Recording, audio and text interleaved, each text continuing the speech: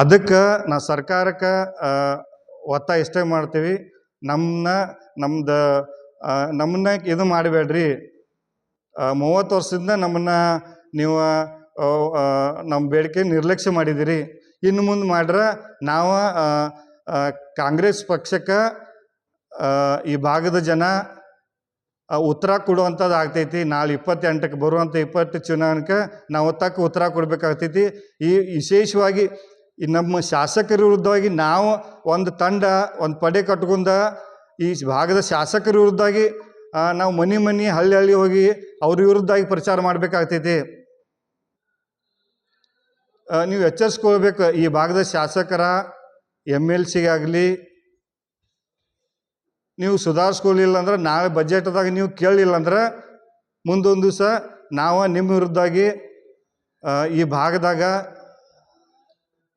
ನಿಮ್ಮ ವಿರುದ್ಧವಾಗಿ ನಾವು ಹೋರಾಟ ಮಾಡಬೇಕಾಗ್ತೈತಿ. ತಕ್ಷಣ ಎಚ್ಚರಿಸ್ಕೊಂಡ ನಾಳೆ ಬರುವಂಥ ಬಜೆಟ್ದಾಗ ನೀವು ಬಜೆಟ್ದಾಗ ನೀವು ಜಿಲ್ಲಾ ಕೇಳುವಂಥದ್ದಾಗಬೇಕು. ಸರ್ಕಾರ ಕೂಡ ಜಿಲ್ಲಾ ಮಾಡುವಂಥದ್ದಾಗಬೇಕು. ಇನ್ನು ಮುಂದೆ ಸಾಕಾಗೈತಿ. ಇದೇ ರೀತಿ ನೀವು ಮುಂದೆ ನಾವು ತೆಲಂಗಾಣ ಮತ್ತೊಂದು ಮಾದರಿಯಾಗಿ ಇಲ್ಲಿ ನೋಡಬೇಕಾಗ್ತೈತಿ. ಈ ಸರ್ಕಾರಕ್ಕೆ ಹೇಳೋದಿಷ್ಟ, ನೀವು ಆದಷ್ಟು ಬೇಗ ಈ ಭಾಗದ ಬೇಡಿಕೆ ಐತಿ ಜಿಲ್ಲಾ ಆಗ್ಲಂತ ಈ ತಮ್ಮ ವಾಹಿನಿ ಮುಖಾಂತರ ನಾವು ಸರ್ಕಾರಕ್ಕೆ ಈ ಭಾಗದ ಜನಪ್ರತಿನಿಧಿಗಳು ಒತ್ತಾಯ ಅಂತ ಮಾಡುವಂಥ ಕೆಲಸ ಮಾಡ್ತೀವಿ. ಈಗ ರಿಪೀಟ್ ಅದನ್ನೇ ಹೇಳೋದು, 30 ವರ್ಷದಿಂದ ಹೋರಾಟ, ಚಿಕ್ಕೋಡಿ ಜಿಲ್ಲಾ ಆಗಬೇಕು, ಬೆಳಗಾವಿ ಜಿಲ್ಲಾ ವಿಭಜನೆ ಆಗಬೇಕು, ಪ್ರತಿ ಸಲ ಅದು ಹೇಳೋದು ಆಗೈತಿ. ಕರ್ನಾಟಕ ರಾಜ್ಯದಾಗ ಇಷ್ಟು ದೊಡ್ಡ ಜಿಲ್ಲೆ ಬೆಳಗಾವಿ ಇದ್ರೂ ಸುದ್ದ ಅದನ್ನ ವಿಭಜನೆ ಮಾಡೋಕ್ಕೆ ಯಾರ ಕೈಲಿನೂ ಆಗಕ್ಕೆ ತಯಾರಿಲ್ಲ. ಮತ್ತು ಆಗುಲ್ಲಂತ ಯಾರೂ ಹೇಳೋದಿಲ್ಲ. ಯಾವ ಸರ್ಕಾರ ಬರ್ತಾವೆ ಪ್ರತಿಯೊಂದು ಸರ್ಕಾರದವ್ರು ಹೇಳ್ತಾರೆ, ಚುನಾವಣೆಗೆ ಮುಂಚೆ ಹೇಳ್ತಾರೆ ನಮ್ಮ ಸರ್ಕಾರ ಬಂತಂದ್ರೆ ನಾವು ಜಿಲ್ಲಾ ಮಾಡ್ತೀವಿ, ನಮ್ಮ ಸರ್ಕಾರ ಬಂತಂದ್ರೆ ಜಿಲ್ಲಾ ಮಾಡ್ತೀವಿ. ಅದಕ್ಕಂತ ಕಾಂಗ್ರೆಸ್ ಸರ್ಕಾರ ಏನೈತಿ ಇಲ್ಲಿ RD ಗ್ರೌಂಡ್ದಾಗ ಸ್ಪಷ್ಟವಾಗಿ ಪ್ರಕಾಶ್ ಹುಕ್ಕೇರಿ ಸಾಹೇಬರು, ಸಿದ್ದರಾಮಯ್ಯ ಸಾಹೇಬರು ಮತ್ತು ಗಣೇಶ್ ಹುಕ್ಕೇರಿ ಸಾಹೇಬರು ಸ್ಪಷ್ಟವಾಗಿ ಹೇಳಿದ್ರಕ್ಕೆ ಮೊದಲನೇ ಕೆಲಸ ನಮ್ಮ ಸರ್ಕಾರ ಬಂದ ಕೂಡಲೇ ಮೊದಲನೇ ಕೆಲಸ ಚಿಕ್ಕೋಡಿ ಜಿಲ್ಲಾ ಮಾಡೋದು ಅಂತೇಳಿ. ಇವ್ರು ಚುನಾವಣೆಗಿಂತ ಪೈಲ ಓಟ್ ಸಲುವಾಗಿ ಇವರು ಈ ನಮ್ಮನೆ ಮಾತಾಡ್ತಾರೆ, ಸುಳ್ಳು ಹೇಳ್ತಾರೆ. ಸುಳ್ಳು ಹೇಳೋ ಸರ್ಕಾರ. ನಾವು ಭಾಳ ಖುಷಿ ಇದ್ದು 2 ವರ್ಷ ಆಯ್ತು ಸರ್ಕಾರ ನುಡಿದಂತೆ ನಡೆಯೋ ಸರ್ಕಾರ ಅಂತೇಳಿ ನಮಗೊಂದು ಹೆಮ್ಮೆ ಇತ್ತು. ಈಗ ನಮ್ಗೆ ನಾಚಿಕೆ ಬರೋಕೆ ಈಗ ನುಡಿದಂತೆ ನಡೆಯೋ ಸರ್ಕಾರ, ಗ್ಯಾರಂಟಿ ಸರ್ಕಾರ ಅಲ್ಲ, ಇದು ಸುಳ್ಳು ಸರ್ಕಾರ. ಸುಳ್ಳು ಜನಪ್ರತಿನಿಧಿಗಳು ಎಲ್ಲ ಸುಳ್ಳು ಹೇಳ್ತಾರೆ ಅನ್ನೋದು ಉದಾಹರಣೆ ನಮ್ಮದು ಒಂದು. ಇಡೀ ರಾಜ್ಯದಾಗ 108 ಉದಾಹರಣೆಗಳು ನಿಮಗೆ ಬೇಡ. ಚಿಕ್ಕೋಡಿ ಜನತೆನೇ ಕೇಳ್ರಿ ನೀವು, ಸುಳ್ಳು ಹೇಳೋ ಸರ್ಕಾರ ಅನ್ನೋದು ಸಾಬೀತಾಗ್ತೈತಿ. ಯಾಕಂದ್ರೆ ಬಹಿರಂಗವಾಗಿ ಗ್ರೌಂಡ್ದಾಗ RD ಗ್ರೌಂಡ್ದಾಗ ಸ್ಪಷ್ಟವಾಗಿ ಹೇಳಿದಾರಕ್ಕೆ ಮೊದಲನೇ ಕೆಲಸ ಚಿಕ್ಕೋಡಿ ಜಿಲ್ಲಾ ಮಾಡ್ತೀವಿ ಅಂತೇಳಿ. ಅಂದರೆ ಇವ್ರು ಸುಳ್ಳು ಹೇಳ್ತಾರೆ ಅನ್ನೋದು ಸಾಬೀತಾಗ್ತದೆ, ಪ್ರೂಫ್. ಮತ್ತೆ ನೀವು ಮತ್ತು ಹಾಕಿದ ಸುಳ್ಳು ಹೇಳ್ತಾರೆ ಅದು ವಿಷಯ ಬೇರೆ ಅದ. ಈ ಪಂಚ ಯೋಜನೆಗಳು ಏನಾಗೋದು ಅದು ನಿಮ್ಗೆ ಗೊತ್ತೈತಿ, ನಿರುದ್ಯೋಗಿ ಸಮಸ್ಯೆ ನಿಮ್ಗೆ ಗೊತ್ತೈತಿ, ರೈತರ ಹೋರಾಟ ಗೊತ್ತೈತಿ, ನೀರಾವರಿ ಗೊತ್ತೈತಿ, ರಸ್ತೆಗಳು ನೋಡಿದ್ದೀರಿ ನೀವು. ನುಸ್ತಾಗ ಗ್ಯಾರಂಟಿ ಬೆನ್ನು ಹಾಯ್ತಾರೆ ಆಗೋದಿಲ್ಲ ರೀ. ಗ್ಯಾರಂಟಿ ಸಂಗಡ ಇತರ ಕೆಲಸಗಳನ್ನು ಮಾಡಬೇಕಲ್ಲ. ನೀವು ಗ್ಯಾರಂಟಿ ಮಾಡಿದ್ದೇನೈತಿ ಅದಕ್ಕೆ ವಿರೋಧ ಇಲ್ಲ, ನಮ್ಮದು ಸಪೋರ್ಟ್ ಐತಿ. ಆದರೆ ನೀವು ಪೂರ್ವ ತಯಾರಿ ಮಾಡ್ಕೊಂಡು ಮಾಡ್ಬೇಕ್ರಿ. ಈಗ ಜನರಿಗಾಗಿ ಆರಿಸಿದಂಥ ಸರ್ಕಾರದ ಪ್ರಜಾಪ್ರಭುತ್ವದೊಳಗೆ ನಾವು ಆರಿಸಿ ಕೊಟ್ಟು ಅಂತಂದ್ರೆ ಪಾರ್ ಬಿದ್ದಂಗೆ ನೀವು ಎಲ್ಲ ಡಿಕ್ಲೇರ್ ಮಾಡ್ಕೋತ ಹೋಗ್ತೀರಿ. ನೀವು ಯಾರನ್ನ ಕೇಳಿ ಡಿಕ್ಲೇರ್ ಮಾಡಿದ್ರಿ? ನೀವು ಯೋಜನೆಗಳನ್ನ ಯಾರನ್ನ ಕೇಳಿ ಜಾರಿ ತರ್ತೀರಿ? ಇದು ಸಾರ್ವಜನಿಕ ಸರ್ಕಾರ ಹೌದು ಅಲ್ಲೋ? ಯಾರ್ದಾದ್ರೂ ನೀವು ಅಭಿಪ್ರಾಯ ಕೇಳ್ತೀರಿ? ಕೇಳಂಗಿಲ್ಲ. ನೀವು ಮಾಡಿದ್ದ ಮಾಡ್ತೀರಿ. ನಿಮ್ಗೆ ಯಾರು ಅರ್ಜಿ ಕೊಟ್ಟಿದ್ರು ಇಲ್ಲ.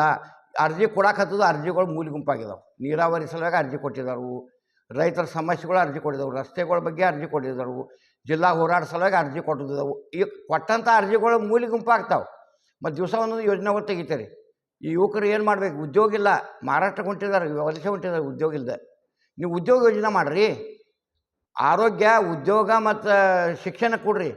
ಸರ್ಕಾರ ಸಾಲಗಳು ಬಿದ್ದು ಹೊಂಟಿದಾವೆ, ಹಂತಿಲ್ಲ. ಇಲ್ಲೆಲ್ಲ ನಾವು ಅದು ಮಾಡಿದ್ವು ಇದು ಮಾಡಿದ್ವು ಸಾಧನೆಗಳನ್ನು ತೋರಿಸ್ತೀರಿ ನೀವು. ಭಯಂಕರ ಸಾಧನೆಗಳೆಲ್ಲ ಹೇಳ್ತೀರಿ ಜನಪ್ರತಿನಿಧಿಗಳು. ಸರ್ಕಾರ ಸಾಲಿಗೆ ಯಾವಾಗ ಹೋಗಿದ್ದೀರಿ? ಸರ್ಕಾರ ಸಾಲಾಗ ಏನು ಪರಿಸ್ಥಿತಿ ಐತಿ ನೋಡಿದ್ದೀರಿ? ರೈತರ ಪರಿಸ್ಥಿತಿ ಏನೈತಿ ನೋಡಿದ್ದೀರಿ? ಎಂದು ಮನೆ ಜನಸಂಪರ್ಕ ಸಭೆ ಕರೆದಿರಿ? ಸಾರ್ವಜನಿಕ ತೊಂದರೆಗಳನ್ನ ವಿಚಾರ ಮಾಡಿದ್ದೀರಿ? ಇಲ್ಲ. ಅಷ್ಟೇ ನೀವು ಥೋಡೆ ಮಂದಿ ಇರ್ತೀರಿ, ಅಷ್ಟು ಕೂಡ್ತೀರಿ, ಮುಗಿದ ನಿರ್ಣಯ ತೊಗೊಂಡ್ಬಿಡ್ತೀರಿ. ಬೆಂಗಳೂರದಾಗೂ ಅಲ್ಲೇ ಕೂತು ನಿರ್ಣಯ ತೊಗೊಳಕತ್ತಿದ್ದಾರೆ. ಮಂದಿ ಸಾರ್ವಜನಿಕರ ವಿಚಾರಗಳು ಕೇಳಕ್ಕೆ ತಯಾರಿಲ್ಲ. ಯಾವುದೋ ಒಂದು ಪತ್ರ ಬರೋದಕ್ಕೆ ಸರಿಯಾದ ಇದು ಸುದ್ದಿ ರೆಸ್ಪಾನ್ಸಿಬಲ್ ಸುದ್ದಿ ಸರ್ಕಾರದಿಂದ ಸಿಗಂಗಿಲ್ಲ. ಇದರಿಂದ ಏನಾಗ್ತೈತೆ ಅಂದ್ರೆ ನೀವು ಚುನಾವಣೆಗಳು ಆರಿಸಿ ಬರುತ್ತಾನ ನೀವು ಪ್ರಜೆಗಳೇನೈತಿ ನಮ್ಮ ಮತದಾರರ ದೇವರು, ಮತದಾರರ ಪ್ರಭು ಅಂಥೇಳಿ ನೀವು ಮೊದಲು ನಾಟಕ ಮಾಡ್ತೀರಿ. ಆನಂತರ ಈಗ ಹೋಗೋದ್ ಕಲೆ ನೀವು ದೊಡ್ಡವ್ರು ಆಗ್ತೀರಿ. ಇಲ್ಲಿ ಏನ್ರಿ ಸೇವಕರ ನಾಯಕರು ಹಾಕಲ್ಲರು, ನಾಯಕರ ಸೇವಕರು ಹಾಕಲ್ಲರು. ಸಾರ್ವಜನಿಕ ತೆರಿಗೆ ಹಣದಿಂದ ಪಗಾರ ತೊಗೊಳ್ಳೋಂಥ, ಭತ್ತ ತೊಗೊಳ್ಳೋಂಥ ನೀವು ಜನಪ್ರತಿನಿಧಿಗಳ ನಮ್ಮನ್ನ ನೀವು ಆಳಾಕತ್ತಿದ್ದೀರಿ. ಸಾರ್ವಜನಿಕ ತೆರಿಗೆದಿಂದ ನೀವು ಪಗಾರ ತೊಗೋತೀರಿ, ನೀವು ಸೇವಾ ಮಾಡಬೇಕು, ಸಾರ್ವಜನಿಕ ಸೇವಾ ಮಾಡಬೇಕು, ಪಬ್ಲಿಕ್ ಸರ್ವೆಂಟ್ ನೀವು. ಅದಕ್ಕೆ ಲಕ್ಷ್ಯ ಇಲ್ಲ. ನಾವು 30 ವರ್ಷದಿಂದ ಹೋರಾಟ ಮಾಡಿದ್ದೀವಿ. ನಮ್ಮ ಅಧ್ಯಕ್ಷರು ಹೇಳಿದ ಪ್ರಕಾರ ಏನೈತಿ, ಈ ಬರುವಂಥ ಬಜೆಟ್ ಅಧಿವೇಶನದೊಳಗೆ ಚಿಕ್ಕೋಡಿ ಜಿಲ್ಲೆ ಬಗ್ಗೆ ಧ್ವನಿ ಎತ್ತಬೇಕು. ಇಲ್ಲಿ ಜನಪ್ರತಿನಿಧಿಗಳು ಧ್ವನಿ ಎತ್ತಬೇಕು. ಧ್ವನಿ ಎತ್ತಿ ಸರ್ಕಾರಕ್ಕೆ ನೀವು ಬೇಡ್ರಿ, ಜಿದ್ದು ಮಾಡಿ ಬೇಡ್ರಿ, ನಮ್ಗೆ ಬೇಕು, ನಾವು ಕುಡಿಸೋ ಹೇಳಂಗಿಲ್ಲ ಅಂತೇಳಿ ನೀವು ಜಿದ್ದದಿಂದ ಬೇಡ್ರಿ. ಜಿಲ್ಲಾ ಡಿಕ್ಲೇರ್ ಆಗಬೇಕು.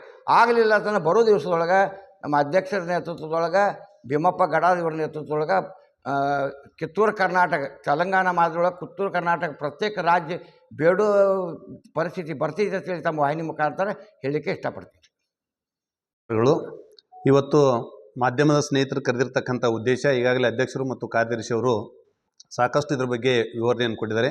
ಬಹುಶಃ ಯಾವುದೇ ತಾಲೂಕಾ, ಜಿಲ್ಲೆ, ರಾಜ್ಯಗಳಿರ್ಬೋದು, ಅಲ್ಲಿ ಮೊಟ್ಟ ಮೊದಲಾಗಿ ಬೇಕಾಗಿರ್ತಕ್ಕಂಥದ್ದು ಒಂದು ಆರೋಗ್ಯ, ಇನ್ನೊಂದು ಶಿಕ್ಷಣ. ಇವು ಎರಡು ಯಾವಾಗ ಕುಂಠಿತ ಆಗ್ತವೆ ಆವಾಗ ಪ್ರತಿಯೊಂದಕ್ಕೂ ಕೂಡ ಹಿನ್ನಡೆ ಆಗ್ತವೆ. ಇದಕ್ಕೆ ಯಾವಾಗ ಹಣಕಾಸಿನ ಕೊರತೆ ಆಗ್ತದೆ ಅಂದರೆ, ಕಳೆದ ಬೇರೆ ಬೇರೆ ರಾಜ್ಯದಲ್ಲಿ 35 ಜಿಲ್ಲೆಗಳಲ್ಲಿ ನಮ್ಮದು ಅತ್ಯಂತ ದೊಡ್ಡ ಜಿಲ್ಲೆ ಇರತಕ್ಕಂಥದ್ದು. ಯಾವುದೇ ಒಂದು ಜಿಲ್ಲೆಗೆ ಅನುದಾನವನ್ನು ಕೊಡಬೇಕಾದ್ರೆ ಇಂತಿಷ್ಟು ಅಂತ ತಿಳ್ಕೊಂಡು ಬಜೆಟ್ ಮಾಡುವಾಗ ಅದನ್ನು ಘೋಷಣೆ ಮಾಡ್ತಾರೆ. ಅಲ್ಲಿರ್ತಕ್ಕಂಥವು ಕೇವಲ 3-4 ತಾಲೂಕುಗಳಿಗೆ ಇರ್ತಕ್ಕಂಥ ಅನುದಾನ, ನಮ್ಮದು 15 ತಾಲೂಕುಗಳು ಇರ್ತಕ್ಕಂಥ ಅನುದಾನ. ಇಲ್ಲಿ ಕುಂಠಿತ ಆಗಲಿಕ್ಕೆ ಏನು ಕಾರಣಪ್ಪ ಅಂದ್ರೆ, ವಿಂಗಡಣೆ ಮಾಡುವಂಥ ಸಂದರ್ಭದೊಳಗೆ ಇನ್ನೊಂದು ಕಡೆ 5-5 ಲಕ್ಷ ಬಂದರೆ ನಮ್ಗೆ 50-50 ಸಾವಿರ ಬರ್ತಾಯಿದೆ. ಆ ಹಿನ್ನೆಲೆ ಒಳಗೆ ಯಾಕೆ ಬೆಳಗಾವಿ ಜಿಲ್ಲೆಯನ್ನು ವಿಭಜಿಸಿ ಚಿಕ್ಕೋಡಿ ಮತ್ತು ಗೋಕಾಕ ಸುಮಾರು 30 ವರ್ಷಗಳಿಂದ ಏನು ಒಂದು ಮಾಡಬೇಕಂತಕ್ಕಂಥ ಕೂಗಿದೆ, ಇದಕ್ಕೆ ಭಾಳಷ್ಟು ಜನ ಹಿಂದಿನ ಹಿರಿಯರು, ನಾಯಕರು ಕೂಡ ಮಾಹಿತಿಯಾಗಿ ಹೋಗಿರ್ತಕ್ಕಂಥ ದಿನಮಾನಗಳು ಬಂದು ನಾವೆಲ್ಲ ನೋಡಿದ್ದೇವೆ ಈಗಾಗಲೇ. ಬಹುಶಃ ಈ ರಾಜ್ಯ ಸರ್ಕಾರ, ಯಾವುದೇ ಸರ್ಕಾರಗಳಿರ್ಬೋದು, BJP ಇರ್ಬೋದು, ಕಾಂಗ್ರೆಸ್ ಇರ್ಬೋದು, JDS ಇರ್ಬೋದು, ಎಲ್ಲರೂ ಕೂಡ ನಮಗೆ 30 ವರ್ಷದ ಪಂಗನಾಮನ್ನು ತಿನ್ಸ್ಕೊತ ಹೊಂದಿದ್ದಾರೆ. ಇದು ನಮ್ಮ ತಾಳ್ಮೆನೂ ಕೂಡ ಪರೀಕ್ಷೆ ಮಾಡ್ತಕ್ಕಂಥ ದಿನ ಅಂತೇಳಿ ನಾವು ತಿಳ್ಕೊಂಡಿದ್ದೀವಿ. ಇವತ್ತು ಕಳೆದ 4 ದಿನಗಳ ಹಿಂದೆ ಧಾರವಾಡದಲ್ಲಿ ನಡೆದಿರ್ತಕ್ಕಂಥ ವಿದ್ಯಾರ್ಥಿಗಳು ಸುಮಾರು 5 ವರ್ಷಗಳ ಕಾಲ ಕಾದಿಟ್ಟರವರು. ಸುಮಾರು 2.5-3 ಲಕ್ಷ ಈಗಾಗಲೇ ಎಲ್ಲ 33 ಇಲಾಖೆ ಒಳಗೆ ಖಾಲಿ ಹುದ್ದೆಗಳನ್ನು ಉಗ್ರವಾದ ಹೋರಾಟಕ್ಕೆ ಮರುದಿವಸನೇ ನೀವು ಬಜೆಟ್ದೊಳಗೆ ಘೋಷಣೆ ಮಾಡ್ತೀರಿ ಅಂದ್ರೆ, ಬಹುಶಃ ಆ ರೀತಿ ಅಧ್ಯಕ್ಷ ಕಾರ್ಯದರ್ಶಿಯವರು ನಾವು ಕೂಡ ಉಗ್ರ ಹೋರಾಟಕ್ಕೆ ಇಳಿಬೇಕಾಗ್ತಾ ಇದ್ದು, ನಾವು ಮನೆ ವಿದ್ಯಾರ್ಥಿಗಳ ಮಾದರಿಯನ್ನು ನಾವು ತಿಳ್ಕೊಳ್ಬೇಕಾಗ್ತಾ ಇದೆ.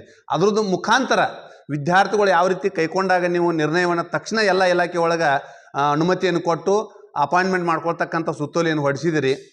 ಮುಂದಿನ ದಿನಗಳಲ್ಲಿ ಚಿಕ್ಕೋಡಿ ಶೈಕ್ಷಣಿಕ ಜಿಲ್ಲೆಯನ್ನು ಅಖಂಡ ಜಿಲ್ಲೆಯನ್ನಾಗಿ ಮಾಡೋದ್ರ ಜೊತೆಗೆ ಇದ್ರ ಜೊತೆಗೆ ನೀವು ಗೋಕಾಕು ಮಾಡಿದ್ರು ಕೂಡ ನಮ್ಮದೇನು ತಪ್ಪಿಲ್ಲ. ಆದರೆ ಯಾವುದೇ ಕಾಲಕ್ಕೂ ತಾಲೂಕಾ, ಜಿಲ್ಲೆಗಳು ಅತ್ಯಂತ ಸಮೃದ್ಧವಾಗಿರಬೇಕಾದ್ರೆ ಸಾಕಷ್ಟು ಅನುದಾನ ಬೇಕಾಗ್ತಾ ಇದೆ. ಸಾಕಷ್ಟು ಅನುದಾನ ಬೇಕಾಗಬೇಕಾದ್ರೆ ಜಿಲ್ಲೆಯನ್ನು ವಿಭಜಿಸಬೇಕಾಗ್ತಾ ಇದೆ. ಆ ಕಾಲ ಪಕ್ವ ನಾಳೆ ಒಂದೇ ದಿನ ವೇಟ್ ಇದೆ. ನಾಳೆ ನಡೀತಕ್ಕಂಥ 6ನೇ ತಾರೀಕದ ಬಜೆಟ್ದೊಳಗೆ ತಾವೇನಾದರೂ ಅದು ಆಗಲಿಲ್ಲಪ್ಪ ಅಂದ್ರೂ ಕೆಲ 10 ದಿವಸದೊಳಗೆ ಒಂದು ಪೂರಕ ಬಜೆಟ್ ಅಂತಕ್ಕಂಥದ್ದು ಮಾಡ್ತೀರಿ. ನೀವೆಲ್ಲ ಬೇಕಾಗಿರ್ತಕ್ಕಂಥ ವಿಷಯ ಇದ್ದರೆ ಪೂರಕ ಬಜೆಟ್ನು ಸಹಿತ ನೀವು ಮಾಡ್ತೀರಿ. ನೀವು ಆ ಪೂರಕ ಬಜೆಟ್ದೊಳಗಾದ್ರೂ ಸಹಿತ ಚಿಕ್ಕೋಡಿ ಜಿಲ್ಲೆಯನ್ನು ನೀವು ಘೋಷಣೆ ಮಾಡೋದು ಆದ್ರೆ ಮುಂದೊಂದು ದಿನ ಉಗ್ರ ಹೋರಾಟಕ್ಕೆ ಅಖಂಡ ನಮ್ಮ ಬೆಳಗಾವಿ ಜಿಲ್ಲೆಯನ್ನು ಹೊರತುಪಡಿಸಿ ಚಿಕ್ಕೋಡಿಯವರು ಉಗ್ರ ಹೋರಾಟಕ್ಕೆ ಇಳಿದು ಸರ್ಕಾರಕ್ಕೆ ಎಚ್ಚರಿಕೆ ಕೊಡ್ತಕ್ಕಂಥ ಕಾಲ ಸನ್ನಿಹಿತವಾಗಿದೆ. ದಯಮಾಡಿ ಸಿದ್ದರಾಮಯ್ಯ ಸರ್ಕಾರದವರು ನಿನ್ನೆ ತಾನೇ ನಿಮ್ಮ ಪತ್ರಿಕೆ ಮುಖಾಂತರ ನಾನು ನೋಡಿದೆ, ಇಲ್ಲೇ ಕಮತ್ನೂರು ಮತ್ತು ನಿಡಸೋಚಿ ಗೇಟ್ದೊಳಗೆ ರಸ್ತೆ ಗುಂಡಿಗಳು ಬಿದ್ದಾಗ ಒಬ್ಬ ಜೀವನೂ ಕೂಡ ಕೊಟ್ಟು ಹೋದ ಪಾಪ, ಗಾಡಿ ಸ್ಕಿಡ್ಡಾಗಿ. ಇಂಥ ಹಲವಾರು ಜೀವಗಳು ಹೊಂಟಿದಾವೆ. ಒಂದು ರಸ್ತೆಗಳಿಲ್ಲ, ಶಿಕ್ಷಣಕ್ಕೆ ಸರಿಯಾಗಿ ವ್ಯವಸ್ಥೆಗಳಿಲ್ಲ. ಇವೆಲ್ಲ ಆಗಬೇಕಾದ್ರೆ ಜಿಲ್ಲೆಯನ್ನು ನೀವು ಒಡೆದು ಚಿಕ್ಕೋಡಿ ಜಿಲ್ಲೆಯನ್ನು ಮಾಡಬೇಕಂತ ತಿಳ್ಕೊಂಡು ನಾ ಮಾಧ್ಯಮದ ಮುಖಾಂತರ ಇವತ್ತು ಕೇಳ್ಕೊಳ್ತಾ ಇದ್ದೀನಿ.